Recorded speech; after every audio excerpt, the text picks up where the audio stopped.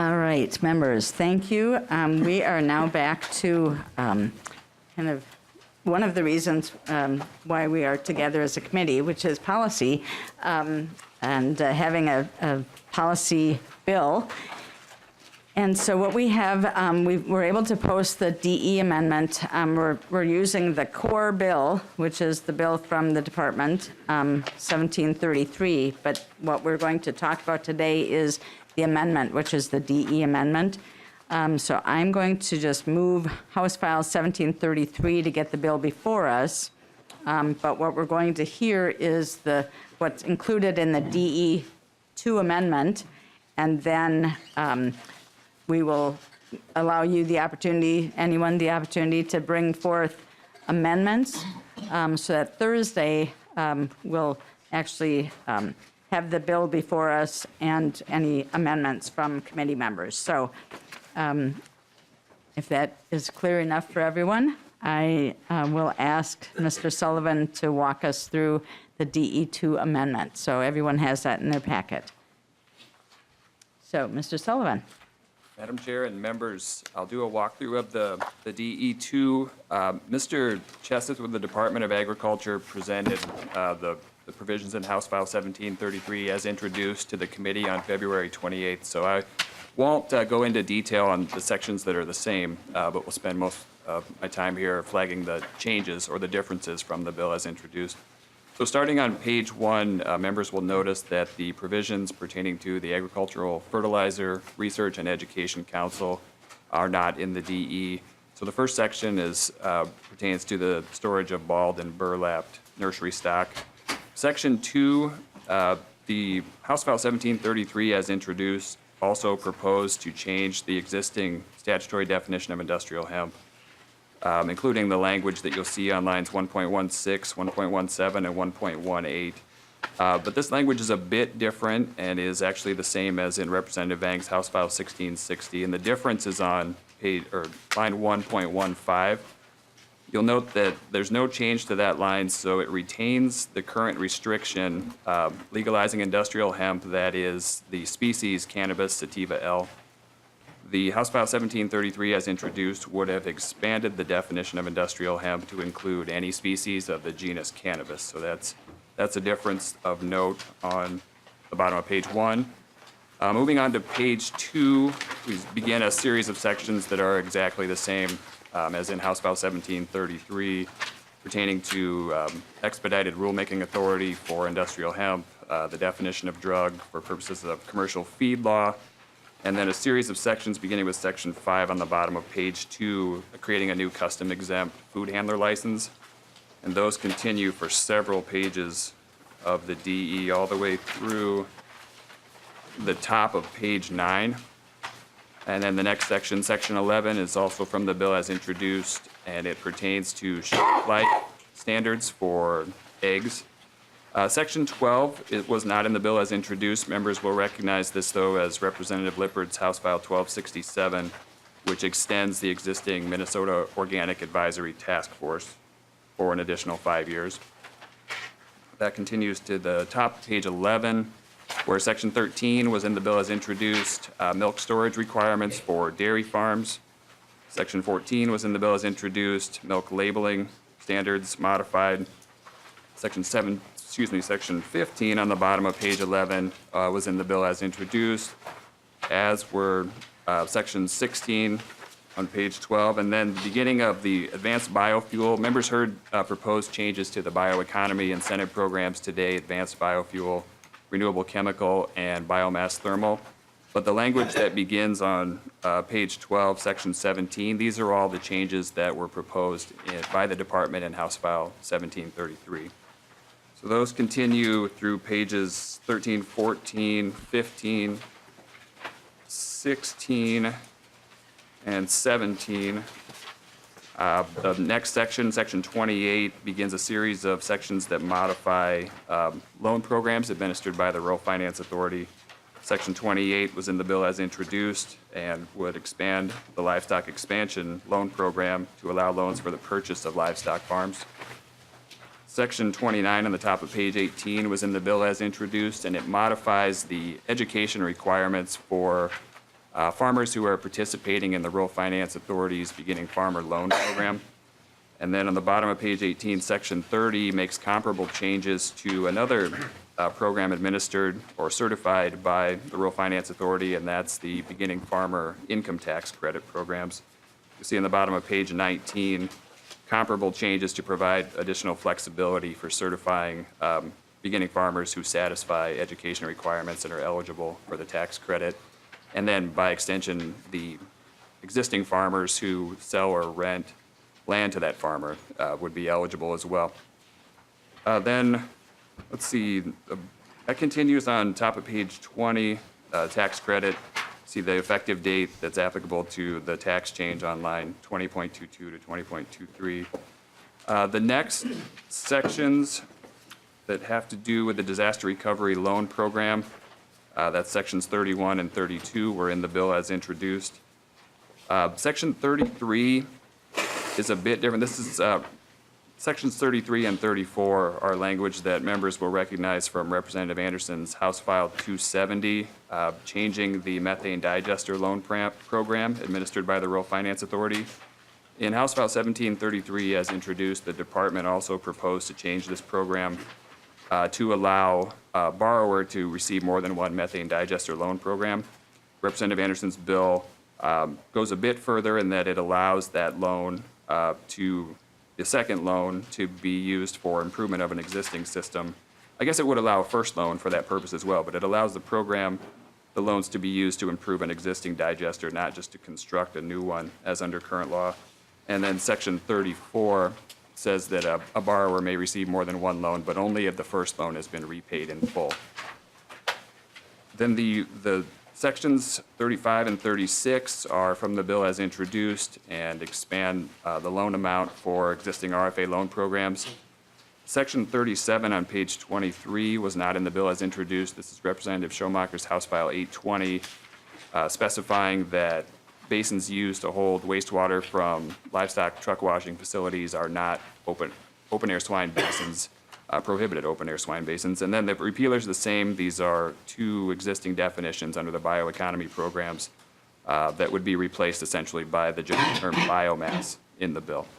And that's the end of the DE, Madam Chair. Thank you, Mr. Sullivan. Are there questions from committee members? Yes, Representative Anderson. Thank you for your indulgence, Madam Chair. On page 1 of the DE, line 17, I still have an issue with extracts being labeled as being industrial hemp. And it just concerns me that we've been told extracts could include the THC, and I'm not quite sure yet we're to the point where we know how to handle that when they go into extracting the CBD oil to get the components they want. So that word there does concern me, and I'd like to see it changed or removed or whatever. That could be an amendment, so thank you. Mm-hmm. Thank you. Any other questions? Mr. Savory might want to just, because some things that aren't in this bill may be in a finance bill because they had some fiscal impacts. So Representative Savory, I don't know if you had any comments about the policy bill. Thank you, Madam Chair. I guess I would say in consultation with Mr. Sullivan and the department, reached on several provisions, and I believe that this bill is constructed, the DE as constructed, does not contain any fiscal material that would raise an issue at this time. Thank you. Right. Anybody else have questions about this? As I've mentioned, we will be, if people have amendments, they can prepare those and have those to the committee by 9:45 tomorrow morning, and then we will put the bill together on Thursday. So, seeing no other questions, okay. But we do have the opportunity for public testimony because the bill is before us, and then the amendment is what we walk through. So is there anyone from the audience that would like to testify on this bill? And so we'll bring down people from the department. Welcome to the committee. So you, Deputy Commissioner Vaubel and Assistant Commissioner Cheseth, if you'll welcome to the committee, provide your name and your testimony. Thank you so much. Good morning. My name is Andrea Vaubel. I serve as Deputy Commissioner for the Minnesota Department of Agriculture. And you actually gave him a little bit of promotion. This is just our Government Affairs Director. Oh, He's not an I'm Assistant sorry. Commissioner yet. Sorry about that. No, I thank you, Madam Chair. I just wanted to come up here today and talk about our policy bill and the process that we go through to get these bills ready. You know, we have a number of folks that work at the department. You've probably heard me talk about them before, and you've seen them testify here a number of times. A number of them are here today. And I would say that they're the people who are on the front lines with implementing and administering the programs that you all in the legislature ask us to implement, and you give us statutory authority that we take very, very seriously. And so when our folks come to us and say, here are some things policy-wise that can make government work better, that can make things work easier for us, that can make things more inclusive and more transparent to the public that we serve, we take it very seriously. We put a lot of thought into what we put into these bills. Many times these things are coming to us year after year after year, and we vet them very carefully. And so for me personally, it's really important for us to do the great work we already do, but for us to be able to do it better. And so we don't come to you with these things lightly. We take these things very seriously. We don't bring them just because we work really hard to make sure that we bring you something that's valuable and effective and can help us serve Minnesotans in the best the way that we can. And again, we have great people who work really hard to make sure that we follow the law and that we protect the public and serve them the best the way that we can. So I just wanted to reiterate that this is something that personally I take a lot of stock in, that I really feel strongly about. And so I hope that you all in the committee feel the same and can help us do our jobs better as representatives of the state. So thank you very much for hearing the bill and for listening to what we need and what we have to say. Thank you, Deputy Commissioner. Mr. Cheseth, did you want to provide any testimony? Madam Chair, members, I would just second what Deputy Commissioner Vaubel just said. Thank you. Thank you. Are there any questions? Madam Chair, I did want to just touch on what Representative Anderson asked about the extracts in the definition. That's an excellent question. I think one of what we're trying to get with that is to get the definition in state law in line with the federal farm bill. That makes things easier for us to implement as we hear more from USDA about how we need to implement commercial production of industrial hemp. I would also say for the extract piece, the THC you don't have to worry about, because in order for it to be industrial hemp, it has to be below that 0.3% threshold. But the CBD issue, certainly we're taking a look at. We take that very seriously in terms of the regulatory framework that needs to be in place.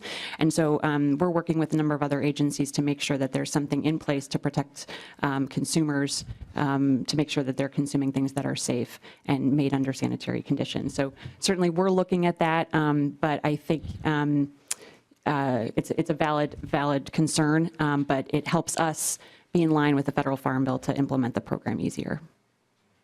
Thank you. And Representative Anderson. Thank you, Madam Chair. Thanks for that, Deputy Commissioner. And I think there's so much interest in this program, and we hear numbers like $90,000 an acre gross profit, things like that. And I just don't want it to become the Wild West, and want to keep it regulated. And your words sound like you understand that what could be happening here. I thank you for that, and I would encourage that we do it right, do it correctly, and keep it going and keep it growing, and just do it right. Thank you. Any other questions? Thank you. All right. So is there anyone else from the audience who'd like to testify for or against the amendment? And if you'll just remain, Ms. Vaubel, because I think we will go to another bill here. But any other testifiers? All right. I just want to make a note.